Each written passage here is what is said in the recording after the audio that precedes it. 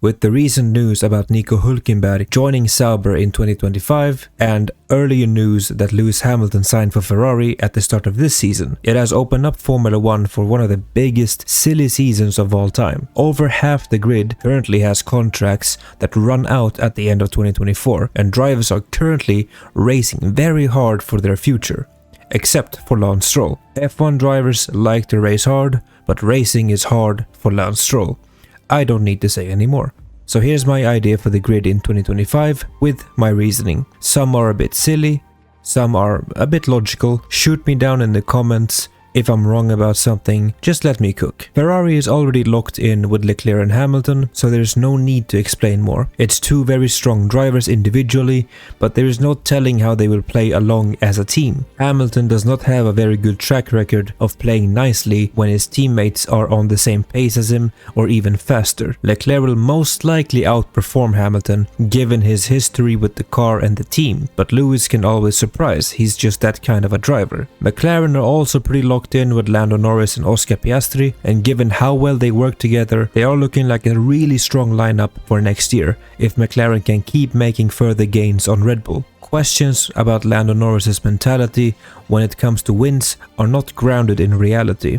Lando is an insane driver, and when his time comes, those people will shut their mouths. Then we have Red Bull, who's currently the best team in Formula 1 and home to the soon-to-be four-time world champion Max Verstappen. We already know how this season is about to go down, we don't need to pretend, come on guys. Sergio Perez's future with the team has been rocky to say the least, but with his current performance and the state of Red Bull's junior program, it is in my opinion Red Bull's best option to keep Checo for 2025. He's been the best teammate for Verstappen over the last few years, he's played his role well, and if Sergio races for Red Bull in 2025, he would have raced for them for the same amount of time that Daniel Ricciardo had raced for them in the past. So swapping him out for Ricciardo doesn't really make any sense when you think about it. Regardless, Ricciardo is not an option for the main Red Bull team anyways with his current performance, and in all honesty, Tsunoda has never been an honest option for Red Bull. He's placed there to please Honda. Don't be surprised if this is Yuki's last year within the Red Bull family. Mercedes loses Hamilton to Ferrari, and George Russell needs to step up as team leader, and given his current lead over Hamilton with a 5-0 score, he's doing a pretty good job. The second Mercedes seat is not an insane value for 2025, but could have really good potential for 2026 with the new regulations,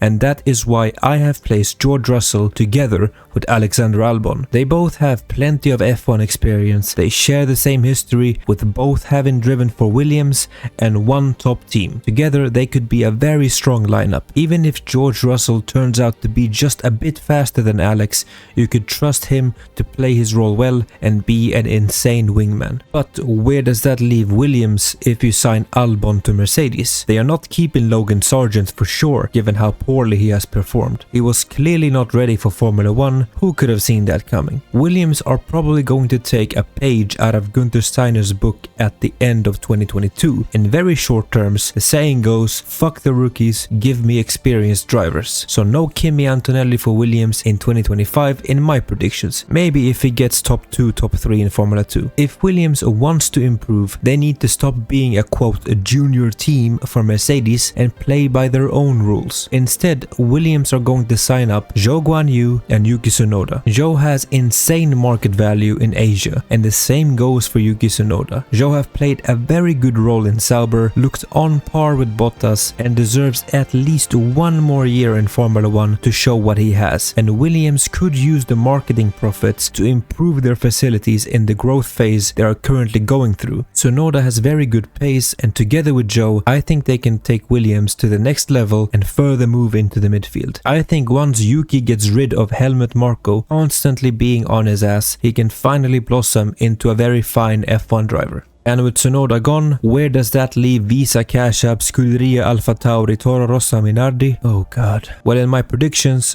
they will lose Tsunoda, and Daniel will most likely stay in any seat he can get at this point. However, I think Daniel Ricciardo will also be approached by another team, which leaves this team with 2 seats open for 2025. One of them will be filled by Liam Lawson, who's been waiting on the sidelines forever. He will finally get a chance at a full F1 season. The other seat will, in my opinion, go to, brace yourself, Oliver Behrman, who will get signed up by Red Bull after Ferrari makes it clear that Charles Leclerc and Lewis Hamilton will have multi-year contracts. You probably won't see an open Ferrari seat anytime soon, and the only reason you would race for Sauber or for Haas is to have that chance at moving up to Ferrari. And yes, while he will drive FP1 sessions for Haas later this season, Haas is not really an option for someone looking to make it up the ranks. Red Bull will most likely snag him up and put him in a Formula 1 car, which they can do, just like they did when they stole Max Verstappen from Mercedes in 2015. Liam Lawson and Oliver Behrman will then compete with each other in RB to try and be Sergio Perez's replacement once Red Bull are finished with the Mexican driver. Where does that leave Ricciardo then if he leaves RB? I thought this was going to happen at the end of 2022 after him leaving McLaren, but I'm giving this a chance now. Ricciardo should, in my opinion, race for Haas in 2025. They are an American team, and Ricciardo has probably the biggest American presence out of anyone on the grid, which is ironic since he's Australian. He's very loved in the States, and on top of that, he brings experience that Haas really needs to further move into the midfield. Alongside him will not be Kevin Magnussen. I think K-Mag is in his last year in Formula 1. Instead, Haas will sign another driver with similar experience to Ricciardo, Valtteri Bottas. Together with Daniel, these two form an insanely experienced lineup, and with both of them being very chill with each other, I think they bring insane value. Before, none of them thought they would race for Haas, but in today's world, at most, they are doing a side grade swap since Haas currently race alongside both of them.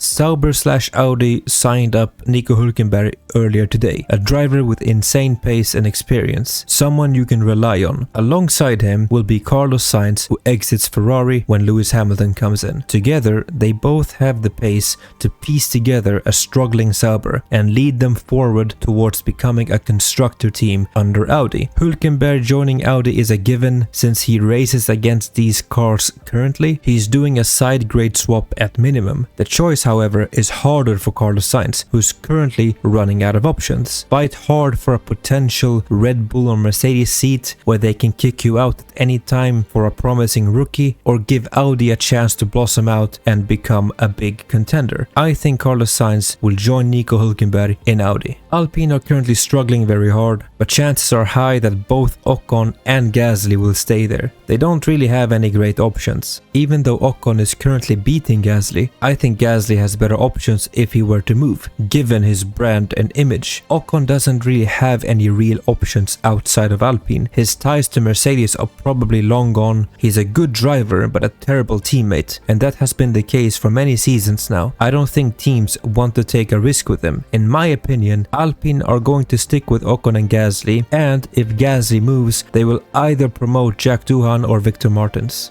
Which leaves us with Aston Martin, who recently extended Fernando Alonso with a multi-year contract and who have Lance Stroll on a rolling contract. I think if Stroll continues to struggle, he might call it quits himself and leave to go do some endurance racing or pick up tennis. If that's the case, I see Aston Martin either picking up Gasly from Alpine or giving Felipe Drugovich a chance in Formula 1. It all depends on what Stroll wants to do. So to recap my cooking silly season predictions, we have Norris Piastri, Leclerc Hamilton, Verstappen Perez, Albon Russell, Ricciardo Bottas, Sainz Hulkenberg, Lawson Behrman, Tsunoda Zhou, Alonso and Stroll, and Gasly and Ocon. What do you think about these predictions? Did I cook? Did I completely fail? Do you see them happening? Which one is the most likely to happen? Let me know in the comments below. Thank you all for watching. Goodbye.